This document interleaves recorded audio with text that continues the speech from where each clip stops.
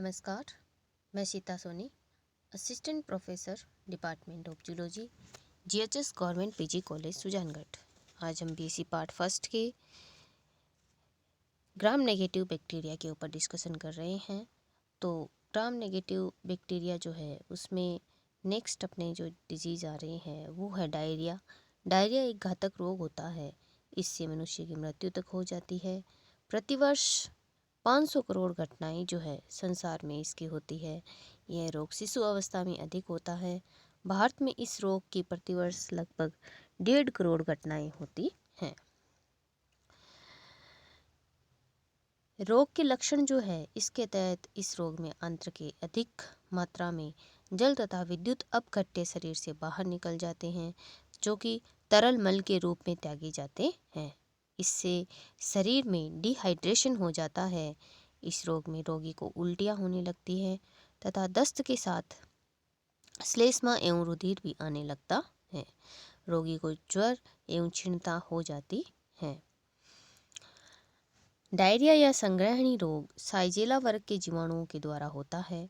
साइजेला की 3 जातियां पाई जाती है: साइजेला डाइसेंटेरिया, साइजेला फ्लेक्सनरी और साइजेला सुनई।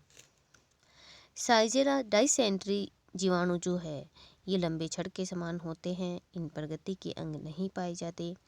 इसके द्वारा मनुष्य में डायरिया रोग हो जाता है। इसे बेसिलरी डायरिया भी कहते हैं। साइजेला फ्लेक्सनरी आकार में छड़ के समान होता है तथा इनमें भी गति के अंग नहीं पाए जाते। ये ग्राम नेगेटिव प्रकार के होते हैं। इसमें इंटेस्टाइनल डाइसेंट्री रोग हो जाता है। साइजेला सुनई। साइजेला सुनई जो है ये ग्राम नेगेटिव बैक्टीरिया होते हैं। ये अचल होते हैं तथा इससे मध्यम तीव्रता की संग्रहणी या डायरिया रोग हो जाता है। रोग का प्रसारण जो है वो कीट, जल, वायु के द्वारा होता है और संपर्क के द्वारा भी यह रोग प्रसारित हो सकता है। इससे बचने के लिए पाश्चराइज्ड मिल्क का उपयोग करना चाहिए। शुद्ध स्वच्छ जल को उबालकर तथा छानकर पीना चाहिए। मल, उल्टी आदि को मिट्टी में दबाना चाहिए। खुला रखा भोजन नहीं खाना चाहिए। सड़े गले फलों को नहीं खाना चाहिए। नियंत्रण के लिए क्लोरोफेनिकोल औषधि जो है वो चिकित्सक के परामर्श के अनुसार लेनी चाहिए। नेक्स्ट जो रोग है वो है माइकोबैक्टीरियडिस। माइकोबैक्टीरिया सामान्य जीवाणु से उत्पन्न होते हैं और सामान्य जीवाणु से ये भिन्न होते हैं क्योंकि इनमें वसीय पदार्थ की मात्रा बहुत अधिक होती है।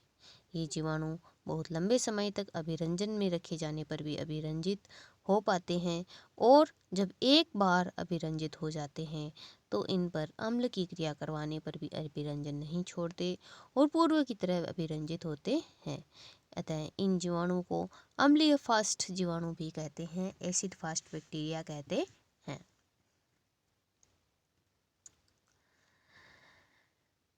माइकोबैक्टीरिया जो है ये बेलनाकार छड़ के समान होते हैं। गति के अंगों का इन पर प्रभाव होता है और छड़ सदृश वक्रित होते हैं। इनकी जनन क्रिया में बीजाणु नहीं बनते और इनमें ग्राम नेगेटिव एवं पॉजिटिव दोनों प्रकार के गुण पाए जाते हैं। पहला है इसमें पहली जाति जो है वो है माइकोबैक्टीरियम ट्यूबरकुलोसिस। माइकोबैक्टीरियम ट्यूबरकुलोसिस जीवाणु लंबे बेलनाकार छड़ के समान होते हैं। गति के अंग इनके ऊपर नहीं पाए जाते। ये आकार में 0.3 से 0.6 माइक्रोन होते हैं। ये एकल या समूह में पाए जाते हैं। समूह में ये जीवाणु परस्पर जुड़कर लंबी चेन बनाते हैं। इनमें विशेष माइकोलिक अम्ल पाया जाता है। इनकी समूह संरचना कभी कभी शाखित तंतु के समान भी हो जाती है। माइकोबैक्टीरियम ट्यूबरकुलोसिस के प्रभाव से मनुष्य में क्षय रोग या टीबी, प्लूरिसी जैसे रोग हो जाते हैं। इन रोगों में रोगी लंबे समय तक खांसी ज्वर से पीड़ित रहता है।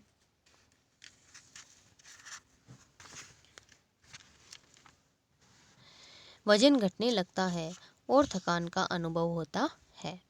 रोग की निरंतरता से व्यक्ति क्षीण हो जाता है और हड्डियों का ढांचा रह जाता है, आंखें अंदर की ओर धंस जाती है।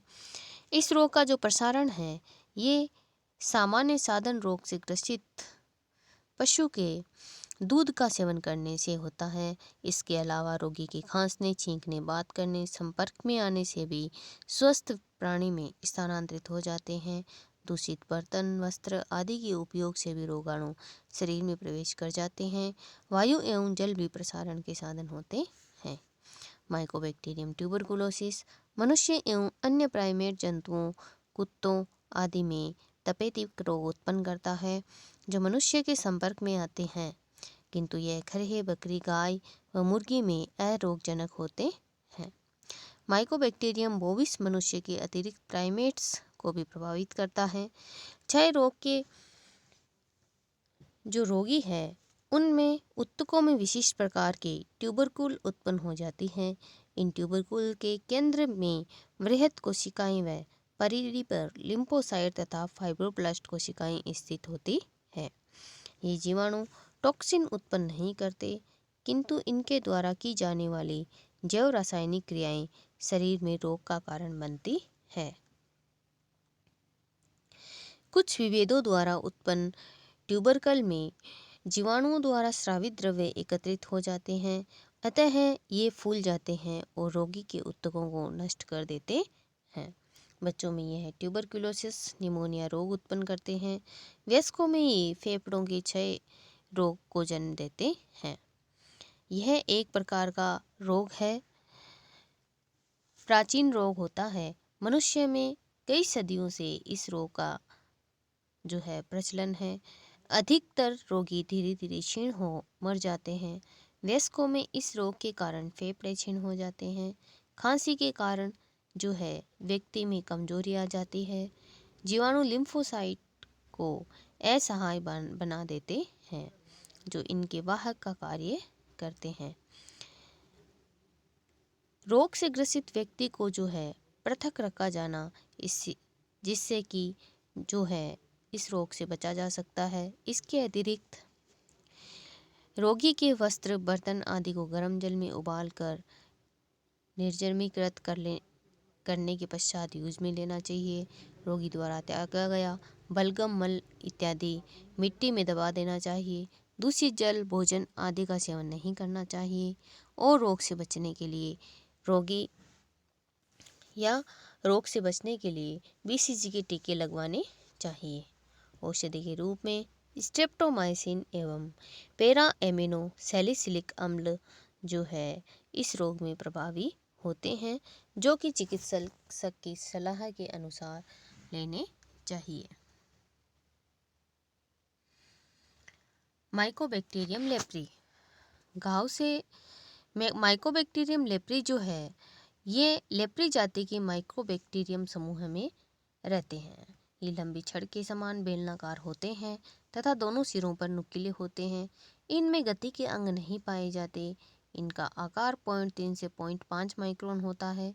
सामान्य ग्राम धनात्मक होते हैं। लेप्री जीवाणु से कुष्ठ रोग हो जाता है। इसमें